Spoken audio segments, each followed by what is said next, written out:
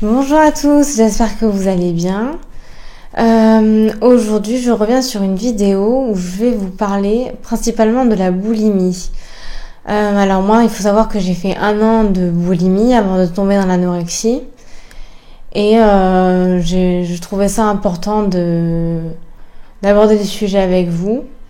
Alors, qu'est-ce que c'est déjà la boulimie? La boulimie, c'est quand tu vas prendre assez régulièrement des quantités de nourriture assez importantes jusqu'à l'inconfort gastrique, hein, et où tu vas avoir recours après à des vomissements ou des prises de laxatifs ou de l'hyperactivité pour compenser la nourriture que tu as ingérée et pour éviter de prendre du poids.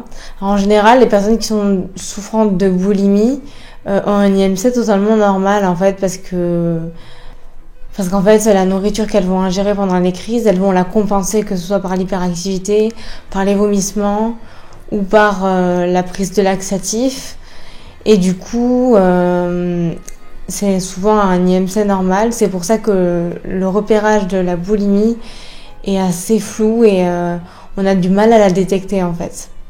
Moi, je suis restée 1 an où j'ai fait de la boulimie et jamais personne n'a sonné la signal d'alarme. Tout le monde savait que je me faisais vomir, que je mangeais énormément.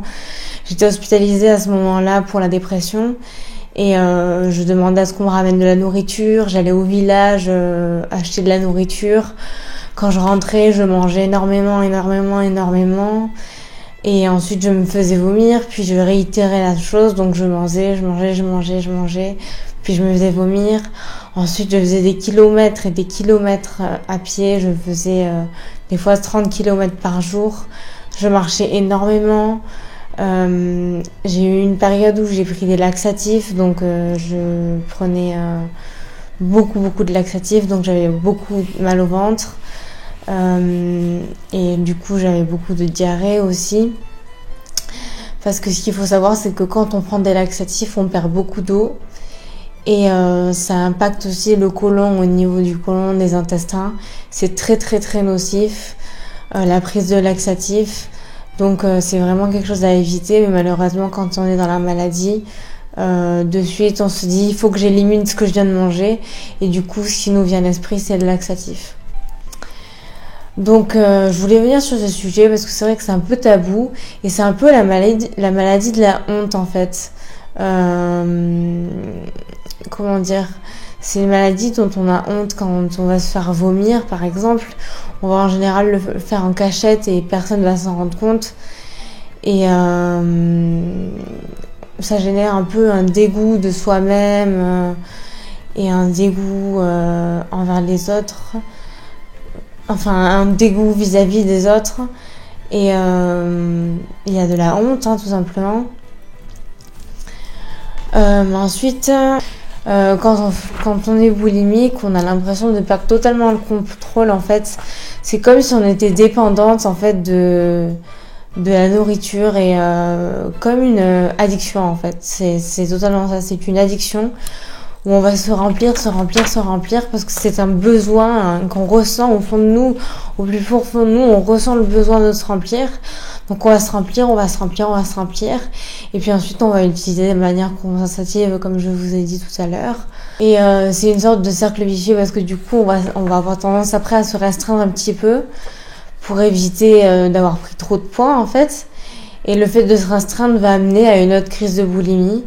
Donc moi par exemple, si je peux parler de mon cas, moi je fais de l'anorexie avec des crises de boulimie. C'est-à-dire que si je me restreins pendant une semaine, au bout d'une semaine, ça peut m'arriver de craquer et de faire une crise de boulimie que je vais essayer de cacher au maximum. Donc je vais en général acheter de la nourriture, je vais chez moi, je vomis tout et je nettoie tout, nickel chrome, personne ne le capte et voilà.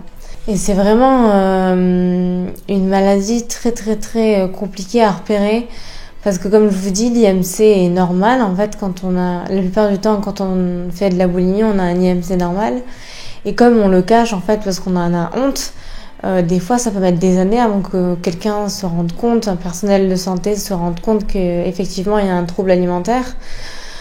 Pour ma part, quand j'étais dans ma clinique, ils le savaient que je me faisais vomir, mais c'était pas du tout leur priorité. Ils en avaient totalement rien à battre. Et c'est vrai que c'est c'est compliqué parce que du coup, j'avais pas de soutien vis-à-vis de ça. Et du coup, je continuais dans ma lancée en fait, hein, et je m'enfonçais progressivement. Puis j'ai commencé à perdre un peu de poids.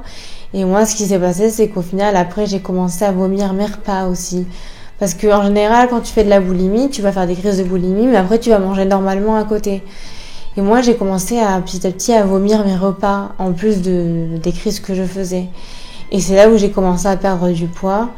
Et j'ai fait moins de crises et je suis basculée dans l'anorexie. Ensuite, la boulimie, c'est quelque chose qui est très très mal compris vis-à-vis de la société. Enfin, de mon point de vue du moins. C'est vraiment quelque chose, comme je vous dis, dont on a honte parce que la réaction des autres est souvent inappropriée. Les gens ne comprennent pas pourquoi tu manges pour te faire vomir. Les gens te disent, à ce moment-là, mange pas en fait. Et c'est vraiment une maladie qui est très mal comprise et qui est très taboue. Et encore plus que l'anorexie, hein. Et c'est vraiment, ça dégage vraiment beaucoup de honte et de dégoût de soi-même. Et l'estime de soi, la confiance en soi est en chute libre. Et en général, la boulimie peut s'accompagner de dépression, d'anxiété et d'idées noires. Ensuite, pour ce qui est des vomissements, ça peut être très dangereux pour la santé en fait. En fait, notre cœur, il produit du potassium. Et quand on vomit, on va vomir du potassium. Et quand on vomit trop régulièrement, ça peut entraîner des risques cardiaques, des maladies cardiovasculaires. Et quand le potassium est trop bas, ça peut même provoquer un arrêt cardiaque en fait. Donc ça peut être très très très très, très dangereux. Donc on perd aussi également du potassium quand on consomme des laxatifs. Quand on va également à la selle, en fait, juste après avoir pris les laxatifs, on va là aussi perdre du potassium. Et petit à petit, de bout en bout, le potassium, il peut vite tomber très bas. Et on peut faire une crise cardiaque à tout moment ou avoir des troubles cardiaques assez importants. Donc c'est assez dangereux en fait comme pratique. Ensuite, il va y avoir l'hyperactivité pour compenser les calories qu'on aurait pris par exemple, et du coup tu peux marcher. Et moi je sais que je marchais jusqu'à me faire des tendinites au genou, j'avais une sciatique au niveau de la hanche et ça m'arrêtait pas, hein. J'avais beau avoir mal, je continue à marcher. Il y en a qui vont faire du sport intense, beaucoup plus intense, et c'est vraiment pour compenser en fait la nourriture ingérée. Parce que vous allez me dire oui, mais si la nourriture est totalement vomi, pourquoi compenser quand même? Je pense que psychologiquement, t'as l'impression que, moi pour ma part, quand je me faisais vomir et quand je me fais vomir, j'ai l'impression que j'ai pas tout qui est sorti et qu'il y en a une partie qui est restée. Et je me sens obligée de trouver une manière compensatoire pour contrer en fait une éventuelle prise de poids en fait. Ensuite, il y a aussi des lésions au niveau dentaire.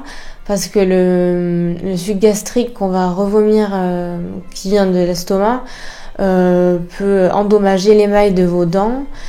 Et ça peut endommager aussi sur la longue la gorge en fait, qui peut être très irritée. Ça peut également irriter l'estomac et on peut faire aussi une rupture de l'œsophage à cause des vomissements répétés.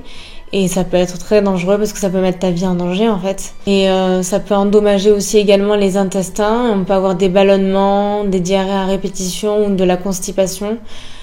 Donc voilà, il y a quand même beaucoup de risques aussi à prendre en compte quand on souffre de la boulimie. Et c'est une maladie qui est très dure à soigner parce qu'il n'y a pas vraiment de traitement à proprement parler. On peut prendre des antidépresseurs qui peuvent également essayer de réguler un peu ça. Mais sinon, ça passe par les thérapies cognitives comportementales C'est bien d'avoir un suivi nutritionnel aussi avec une diététicienne ou une nutritionniste pour réapprendre à manger en fait, réapprendre à manger normalement comme tout le monde, avec des... Parce que quand on est dans la boulimie, des fois on est complètement décalé, on va se dire bah là je vais sauter un repas, et ça va permettre de rééquilibrer ses apports alimentaires, de rééquilibrer tout ça quoi en fait, hein, c'est hyper important d'avoir un suivi nutritionnel pour réapprendre à manger et pour aussi arriver à se faire des petits plaisirs de temps en temps sans que ça reparte dans des crises de boulimie.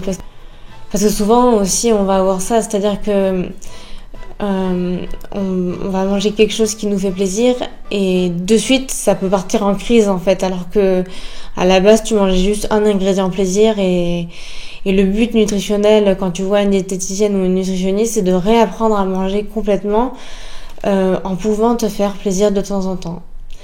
Voilà, je sais que ma vidéo est un petit peu décousue où je parle un peu dans tous les sens. Je parle un peu de mon vécu, je parle un peu de la réalité des choses, de qu'est-ce que la boulimie, tout ça.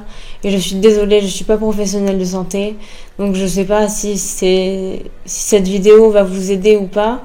Mais sachez que vous n'êtes pas seul et il faut vraiment pas hésiter à en parler, que ce soit auprès de psychiatres, de médecins traitants, nutritionnistes, diététiciennes. Faut vraiment pas hésiter à les solliciter parce que c'est leur métier et c'est une maladie comme une autre. Donc vraiment n'hésitez pas, foncez et courage à vous, faut rien lâcher et vous arriverez à vous sortir de cette maladie. Et moi je suis encore un peu dedans, mais ça va beaucoup mieux et j'ai de moins en moins envie de faire de crise. Donc si moi je peux le faire, vous pouvez le faire. Et j'ai failli oublier de dire, moi la sonde ça m'a beaucoup aidé d'avoir la sonde. Parce que grâce à la sonde j'ai réussi à tenir 1 mois sans vomissement. Donc moi ça a été la solution en fait pour éviter de revomir à nouveau. Donc on peut mettre des sondes à vide aussi, vous savez, pour éviter les vomissements sans forcément qu'il y ait de nutrition qui est ingérée. Donc franchement moi la sonde ça m'a beaucoup aidé. Donc voilà, je vous souhaite une bonne journée, j'espère que ça ira. Et lâchez rien, vous êtes des warriors et on s'en sort toujours.